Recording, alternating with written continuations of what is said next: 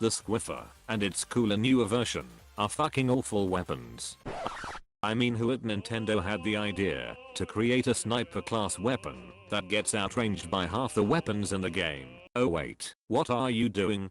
Behold, the jump charge. Yes, you probably already knew, but the squiffer has one distinct feature to it, being that it can charge in the air at the same speed it charges on the ground, and boy does it charge fast. This feature allows the squiffer to bounce around the map like a mosquito flies around in your room in the summer. I recommend to drink one energy drink before each game to make your heartbeat match the B button presses per minute you will be doing in game.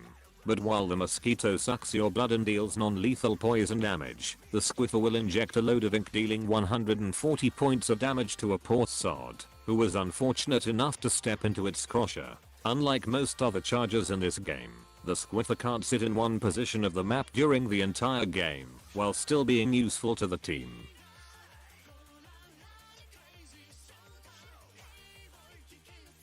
It has to be played either as an aggressive frontliner, similar to how buckets are played, or as a midliner, similar to how a stamper is played. These three weapons have in common that they have to move around a lot. If they stand still for longer than 3 seconds, a 52 gal will appear somewhere and make short work of you.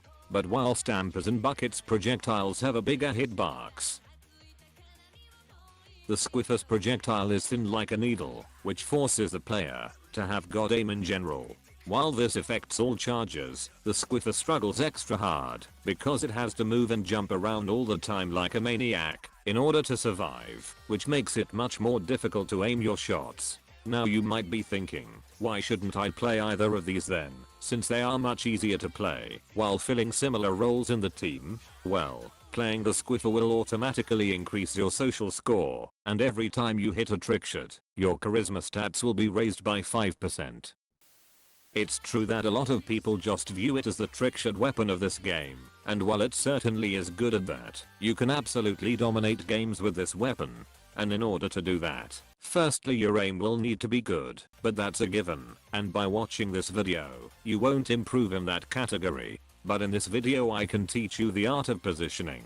This is what sets apart the Sinfu from the 2020 me. The first aspect that you will need to master is right wall peeking. All charges can do it, but your mobility, that comes from being a middleweight class weapon, and your swim speed, which you should absolutely run by the way, makes you able to abuse this technique from unconventional angles. A lot of players will struggle to comprehend a laser being aimed at them from an unexpected position, which will make it easy for your teammates to push into the enemies and get an easy kill. Or you can make use of your quick charge speed to get the kill yourself. Next up, you take right wall peeking and just turn it 90 degrees. Because you charge very fast in the air, you can jump in front of a ledge, and by the time you reached your maximum altitude, your shot will be charged and is ready to kill that annoying pencil who just stands on top of the Platon ink blot. Or you once again take the enemy's focus on yourself and serve your teammates an easy kill.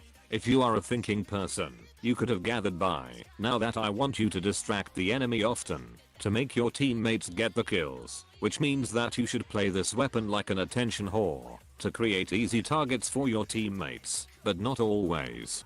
Sometimes you can just take the kills yourself and give yourself a pat on the back once the KD screen comes up.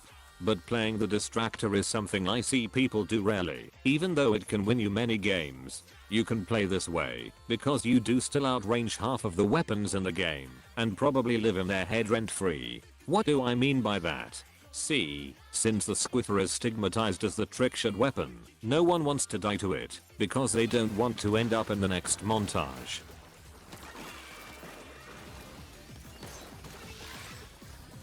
So most of the time, they will give their all to kill you instead. So you often become the focus of the enemy team, which certainly makes the game frustrating to play. But then again, if that leads to your teammates getting easy kills on a distracted enemy, it will eventually end up in your team's victory. Since the squiffer charges very fast, it has an insanely fast kill time, which should theoretically make it good at close combat. You definitely can go into close combat situation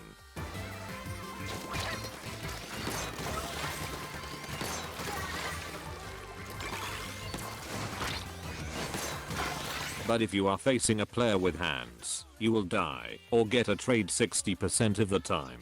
So you should keep your fights outside of car 2 dust ball fight ranges and rather be taking on enemies in trash talking range.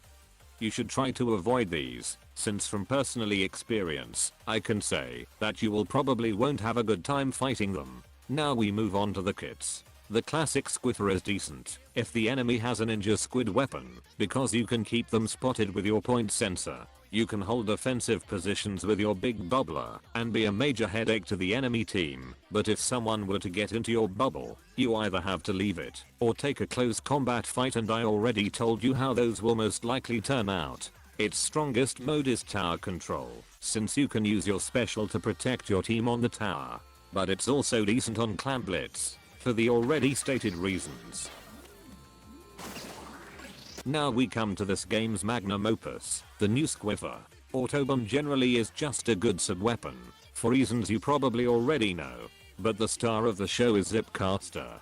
It has such good synergy with the main weapon, because there is no penalty for it while shooting in mid-air.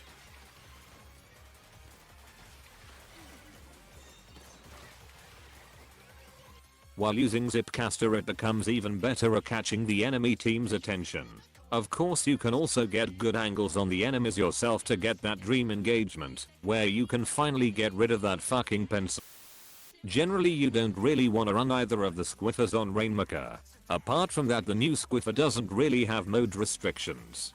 Deer-wise, you can always go with these, or just look it up on Send Out Pointing. There you can see what top players use on all weapons. Try to avoid these maps. What you should have learned from this video is that the squiffer does very well as a team play oriented weapon, but can still thrive if your teammates don't have hands, eyes, monitors, lungs, card. You're just fighting an uphill battle then, which isn't impossible to win. Now then, go out there and increase your social status by using this weapon.